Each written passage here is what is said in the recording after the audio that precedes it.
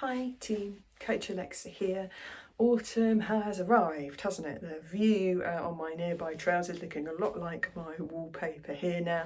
Some beautiful autumn colours, quite a lot of leaves on the ground, mud, puddles, rain. Oh, it's an absolute joy, isn't it? It's my favourite time of year.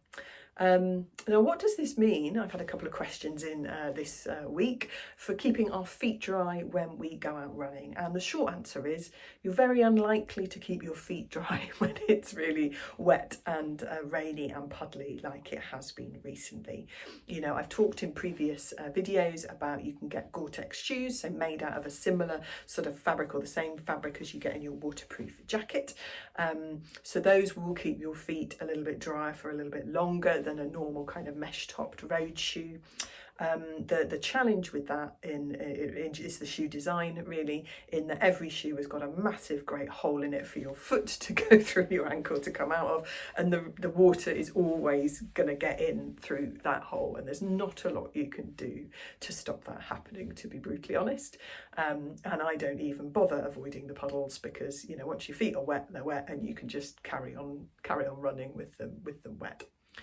Few things to just bear in mind to help make things a little bit more comfortable. Now, wet socks, wet shoes, wet feet can rub a little bit more than dry shoes. So if I'm going out on a longer or particularly wet weather run, I will lube my feet up with some Vaseline or some Body Glide before I go out, so there's a little extra layer of protection and sort of glide in between my feet and the socks. Always wearing technical fabric socks, so that means ones that are made out of something like polyester elastin, not cotton. Cotton stretches and misshapes and gets rucked up and rubs more, and it absorbs the moisture, whereas the technical fabrics stay the same shape and they will dry off quicker if you do get a drier patch in your runs. They won't rub as much on your feet.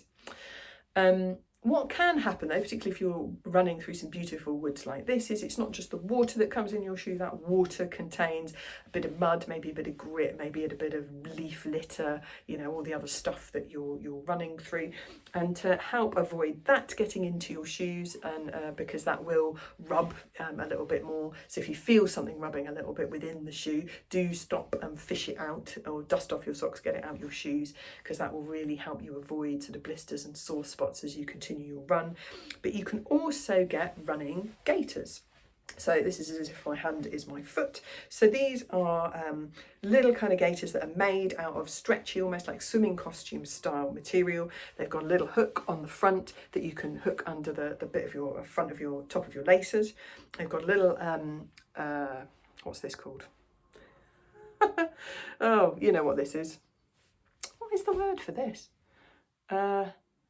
Velcro. There you go, Velcro.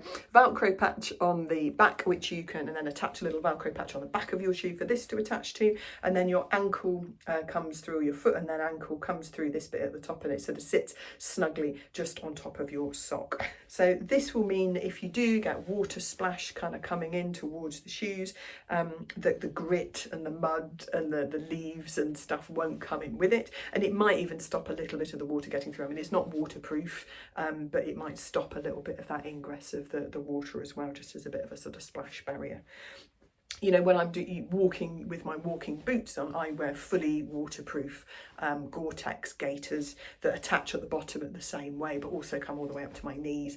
And that means, you know, with waterproof walking boots, when you're walking, pretty much you can get in, unless you go up to your knees in standing water, your feet will stay really nice and dry. But these are great if you're wearing trainers, just to keep the worst of the muck out of your shoes, and a little bit less of the water will get in as well. So, and when they come, if you haven't seen, in some amazing patterns, I chose sharks this time for my new pair. So yeah, a little bit of a tip there for autumn running. Your feet will get wet, but looking after them, that doesn't really matter, and you want to stop a little bit of that grit and debris getting in on your longer or wetter runs, then gaiters are the way to go.